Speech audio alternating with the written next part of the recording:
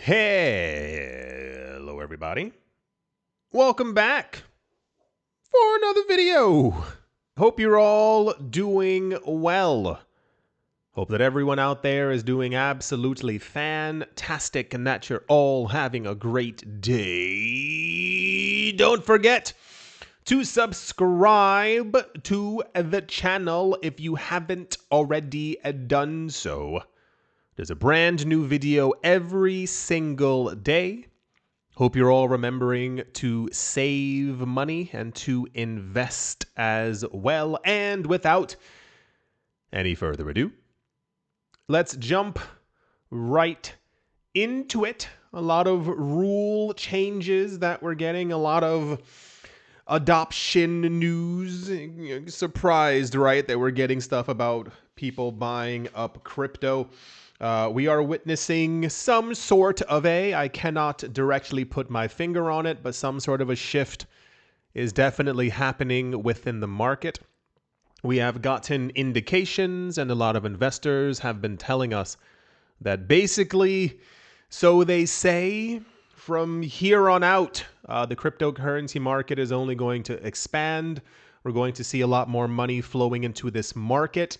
The hype around ETFs shows no signs of slowing down, as we have seen before that there's not a lot of them, ETF issuers within the United States, they're bringing in billions of dollars. I mean, like really on any given week, huge amounts of money are flowing in their direction. So this just kind of makes sense. A number of coins have been included, but also kind of like pushed to the side lightly.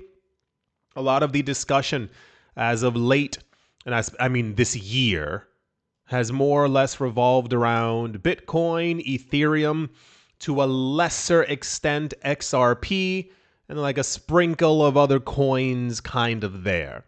With news that the US SEC has implemented a grand new rule change where basically if your coin has been established and you have derivatives, if your coin has a futures market on Coinbase or other derivatives platforms, basically the SEC said you're kind of a shoo-in to get your ETF approved. So this one makes a lot of sense, especially with the volume of it.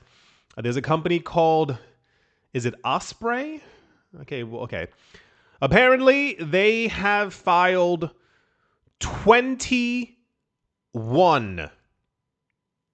They have filed 21 filings for large cap and emerging altcoins, some of them with staking features. We've been hearing a lot about staking. It's only going to get more intense.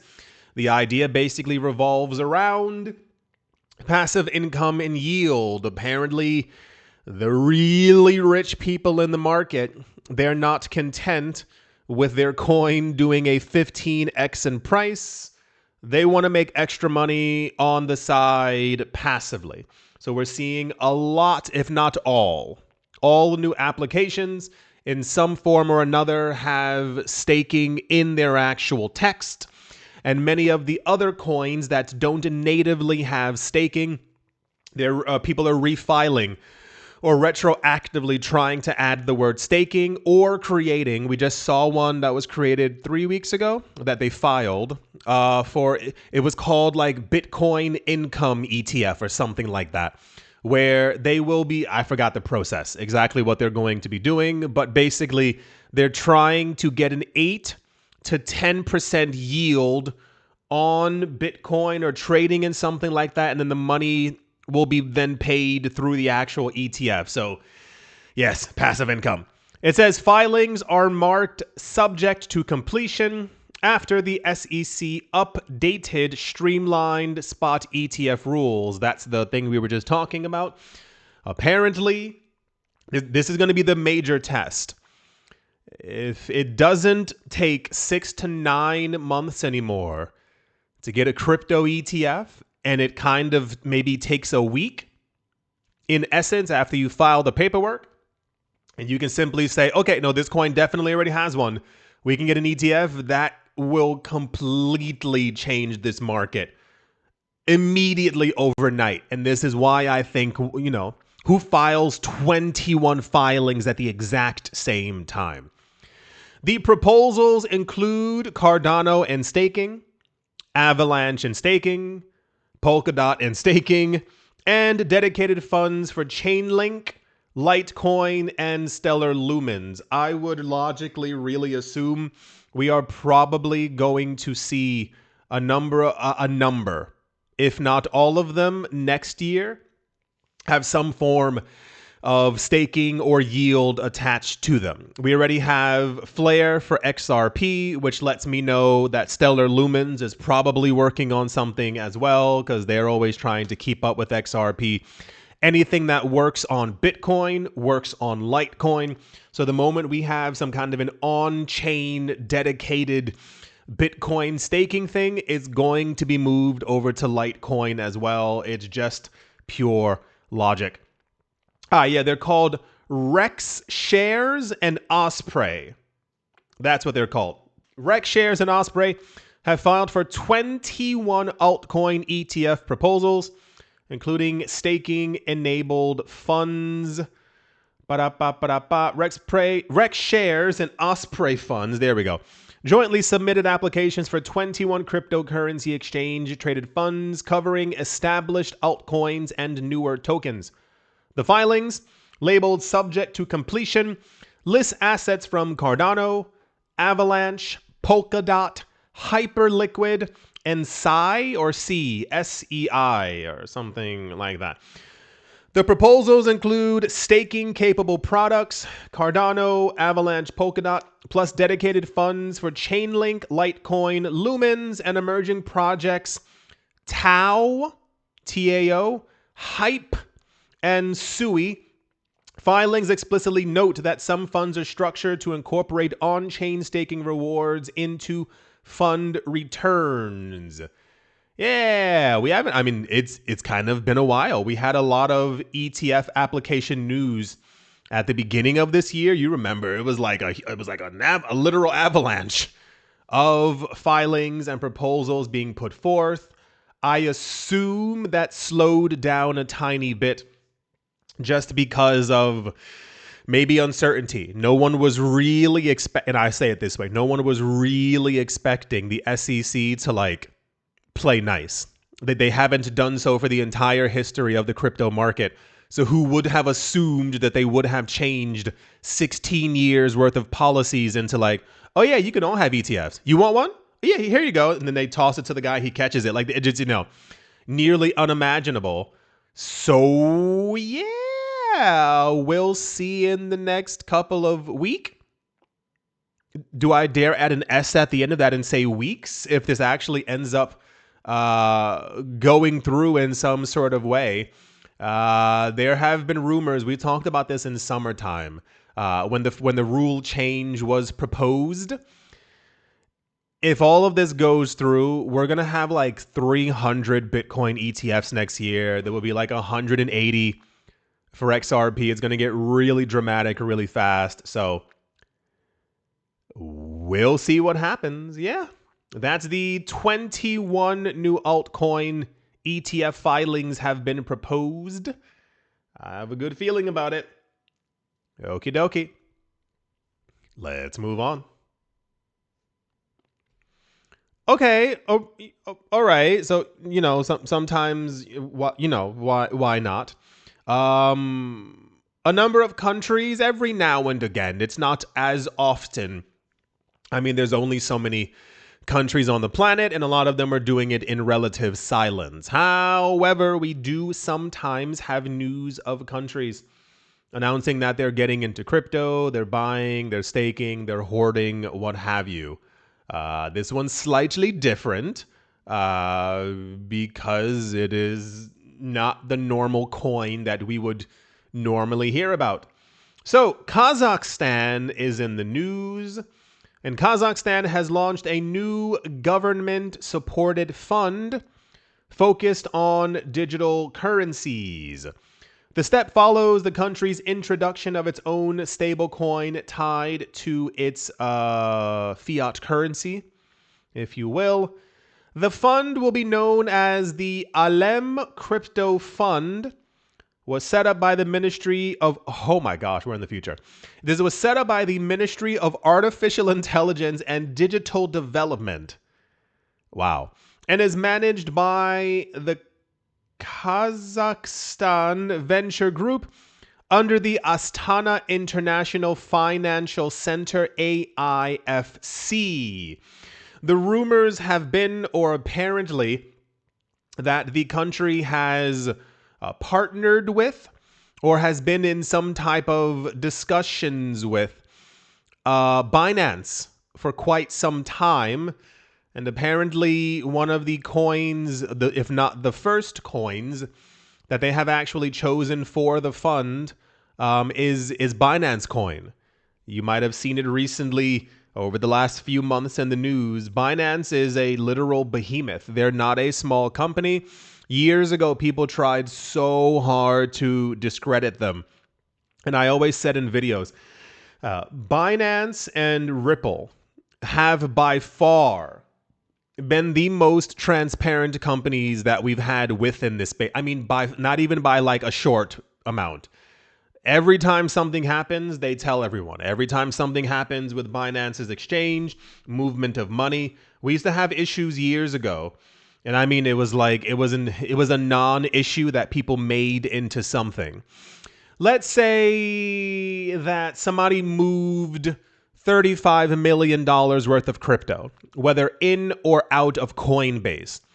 People would panic because people were like, oh my gosh, a whale is selling. The market's going to go down to zero. That's not how liquidity works, especially back then when Bitcoin was like $200 billion market. Selling $35 million would do nothing. But it would scare people, and it would actually cause prices to fall down because people... No. The other side of it was, this happened quite often. People were always moving money around, or even we would find out months later that Coinbase was simply moving money around into a new wallet. Binance, however, the moment they moved money, they let us know every single time. Hey, at 4 o'clock in the afternoon, California time, we are going to be moving $128 million from one wallet to another.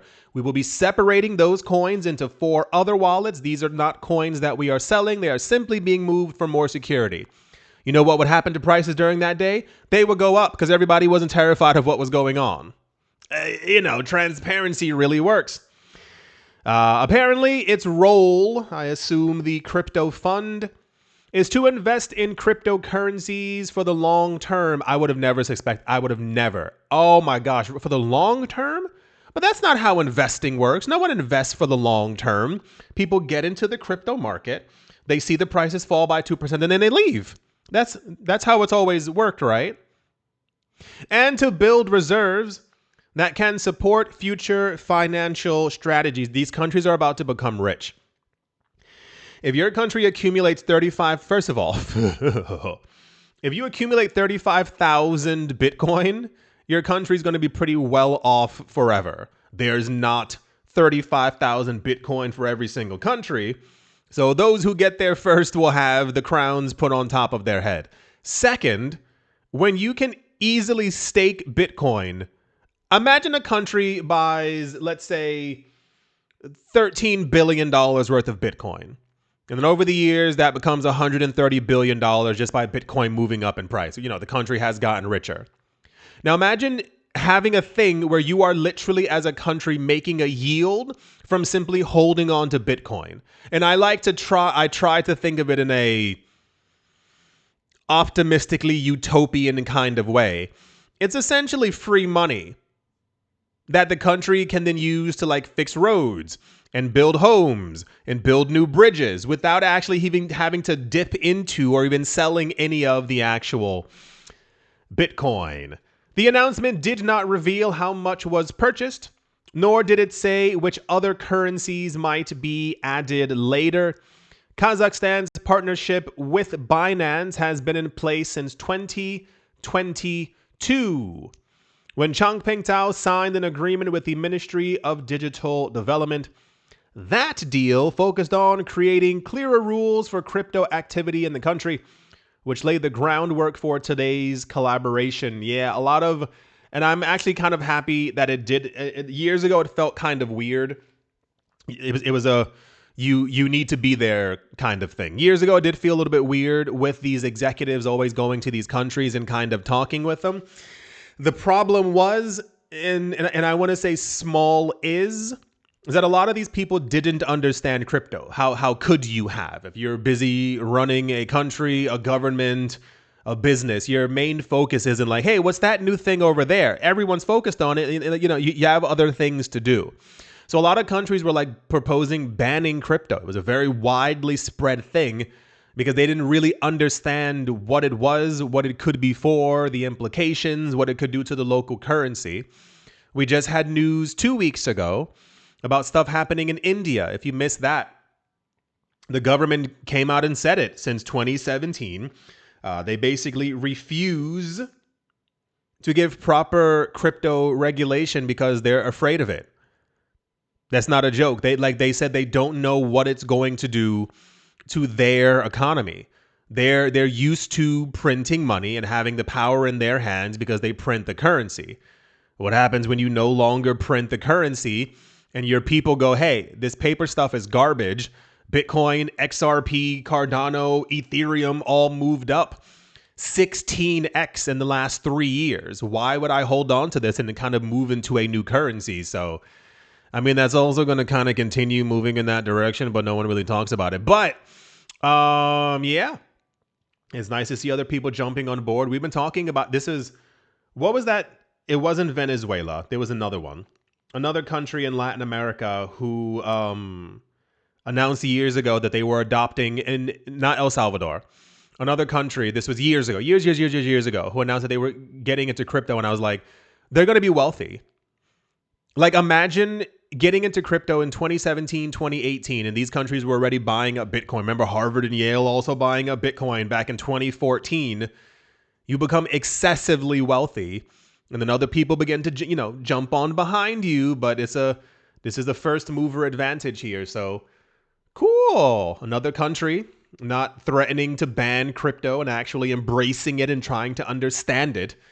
But this usually tends to happen when we have the more well-known people within the space actually talking to these governments. You live and you learn. Well, I think that's going to do it for this video, everyone. I do hope that you have all enjoyed. I do hope you all are having a great day, morning, afternoon, evening, wherever you are, wherever you might be. I do hope it's absolutely fantastic. Thank you all once again for watching, listening, liking, commenting, and supporting, and I will most certainly be talking to you all soon. See you.